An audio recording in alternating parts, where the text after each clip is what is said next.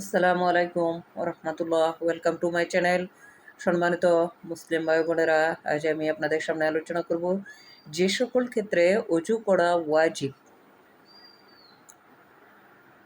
এক নম্বর হচ্ছে পবিত্র কাবাগর তোয়াফ করার পূর্বে অজু করা ওয়াজিব।